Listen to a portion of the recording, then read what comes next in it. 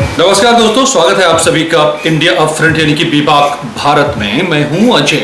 मौलाना महमूद मदनी इनका नाम है। ऑल इंडिया उलेमाए हिंद की बैठक हुई थी, देवबंद में बैठक हुई थी और यहाँ से दो तरह की बातें करते नजर आए। अब ये ताज्जुब नहीं कि दो तरह की दोनों ऑपोजिट बातें, एक तरफ आंसू बहाते तो दूसरी तरफ अंगारे छोड़ती हुई बातें, एक तरफ हिंदुस्तान को लेकर के अपनी जिम्मेदारी की बात करते हुए कि हमें जिम्मेदारी का एहसास है हिंदुस्तानी होने के नाते, तो दूसरी तरफ की हमें डराने की कोशिश न की जाए, हमें सड़क पर आकर के हम नहीं करना चाहते, यानी कि धमकी की भाषा, सड़क पर हम विरोध नहीं करना चाहते हैं। एक तरफ संविधान की बात तो दूसरी तरफ शरीयत की बात।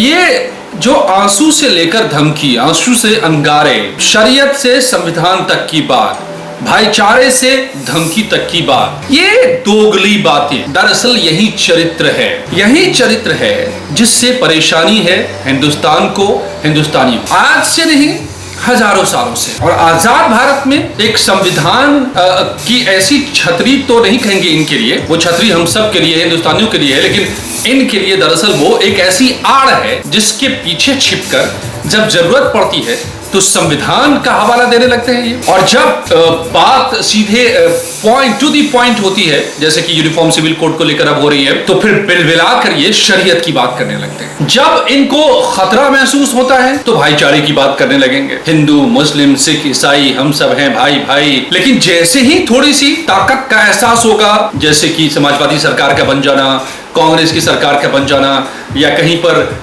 इनकी आबादी का ज्यादा हो जाना, शामली, कैराना जैसी जगहों पर की बात करें, या फिर देश भर में जहां जहां पर इनके मोहल्ले होते हैं उन पर आप चले जाइए, उनके भीतर फिर आपको एहसास होगा, वहां पर फिर ये आपको धौंस देने लगेंगे, धमकी देने लगेंगे। ये तो एक ही चीज को मानते हैं और शरीयत को मानते हैं। संविधान मानने की मजबूरी अगर हिंदुस्तान में है तो सिर्फ इसलिए उसको मानकर रह रहे हैं क्योंकि रहना है यहाँ पर तो संविधान मानना ही पड़ेगा, वहां तक जहां तक मान के काम चल सकता है। हालांकि वो सारे काम संविधान के खिलाफ करते रहेंगे, चाहे कश्मीर में से हिंदुओं को भगा देने की बात हो, पत्थर बरसाने की बात हो, शहर शहर में पत्थर बरसाने की बात हो, लाउडस्पीकर से दिन भर अजान के जरिए ये बताने की बात हो कि सिर्फ अल्लाह इबादत के लायक और कोई है ही नहीं। इस तरह की बहुत सारी बातें हैं और आतंकवाद की बातें हैं, या फिर हिंदुस्तानी तहजीब में न ढलने की बात है, इंडियन 21st सेंचुरी की नहीं बनने की बात है, यही इसी दाढ़ी और टोपी और टखने तक के पायजामे में रहने की बात है। ये उससे आगे बढ़ने को तैयार नहीं है।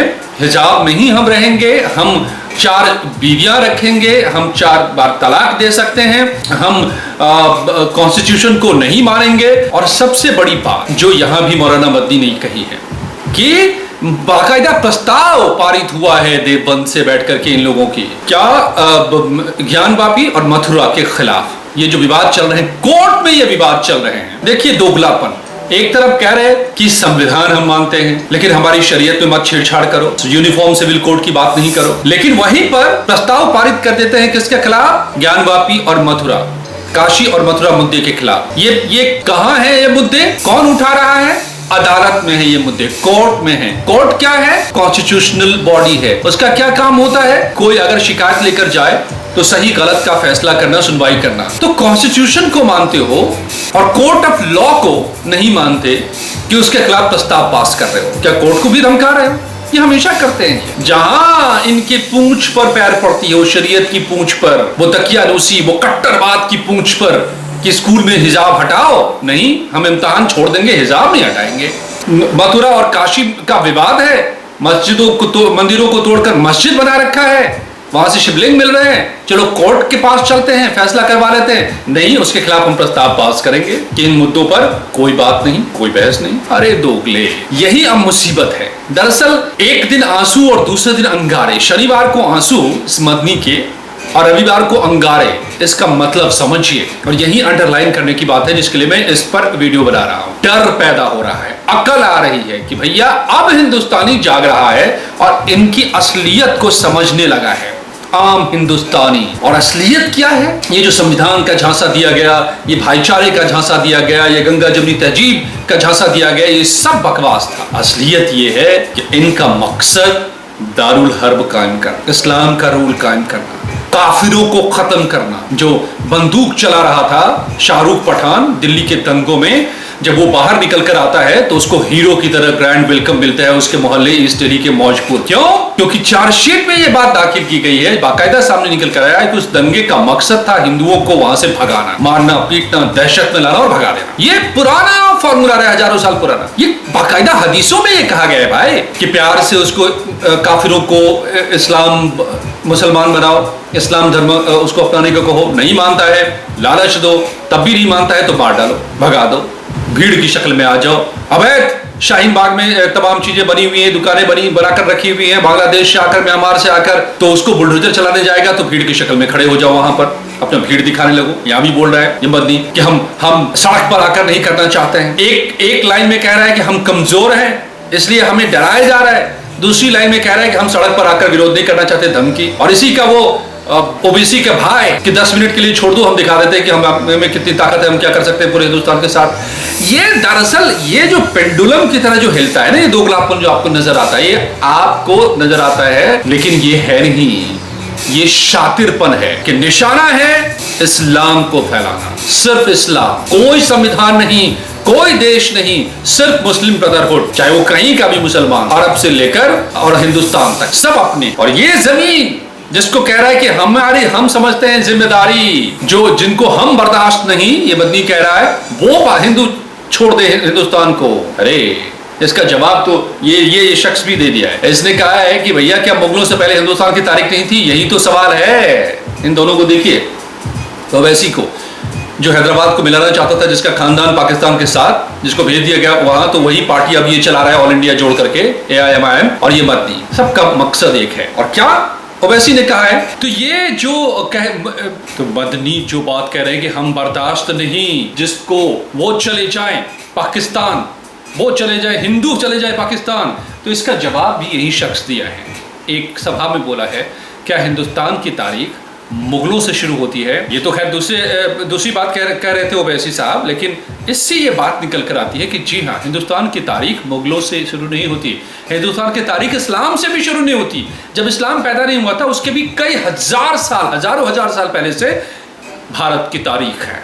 तो फिर जाएगा कौन और रहेगा कौन? ये बहुत ही साफ है। अगर हिंदुस्तान की रवायत, हिंदुस्तान का संविधान, हिंदुस्तान के हिंदू तुमको नहीं पसंद तो तुम छोड़ो हिंदुस्तान। तभी तो पाकिस्तान बनाया था तुमने, जबरन घुसकर पहले हिंदुस्तान आए, उसके बाद 2 मुल्क के टुकड़े किए कि हिंदू और मुसलमान साथ रह नहीं सकते, तो तुम कर क्या रहे हो यहाँ पर?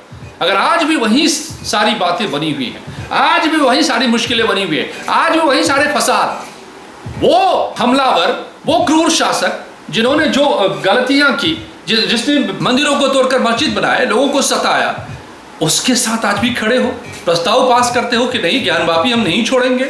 नाम तक तुम्हारा उसमें नहीं है, मस्जिद की बात तो छोड़ दो, ज्ञानवापी संस्कृत का शब्द है, मथुरा में हम नहीं छोड़ेंगे, इसके खिलाफ प्रस्ताव पास करते हो। और फिर कहते हो कि हमें एहसास है कि हम हिंदुस्तान के हैं और हमारी क्या जिम्मेदारी है। अरे तुमको ये एहसास है कि तुम मुसलमान हो, और तुम जो आम मुसलमान हैं, ये मौलाना लोग, तुम उनको भी नहीं हिंदुस्तानी बनने दे रहे। ये लिबास बनाकर रखते हो जो, और यही रखना चाहते हो 7वीं सदी में आम मुसलमानों को भी। और यही हिंदुस्तान की परेशानी है कि तुम हिंदुस्तानी नहीं बन सकते, तुम मॉडर्न नहीं हो सकते, तुम आगे नहीं बढ़ सकते, और तुम हमेशा फसाद खड़े करना चाहते हो। और इसीलिए ये दोगली भाषा है दोस्तों, एक तरफ आंसू तो दूसरी तरफ अंगारे, क्योंकि डर भी अब लग रहा है कि अब हिंदुस्तान जाग रहा है, हिंदू जाग रहे हैं, तो गीदड़ भभकी भी दे रहा है साथ में कि हम सड़क पर हमें आने के लिए मजबूर करो, आ जाओ जो करना है अब। लेकिन रास्ता अब एक ही है, एक देश, एक संविधान, एक हिंदुस्तान और एक से सारे इंसान यहाँ पर, दूसरा कुछ भी नहीं। तय तुम करो कि तुमको उस एक में रहना है, एक बनकर रहना है या नहीं रहना है। तो धन्यवाद। आप क्या सोचते हैं दोस्तों?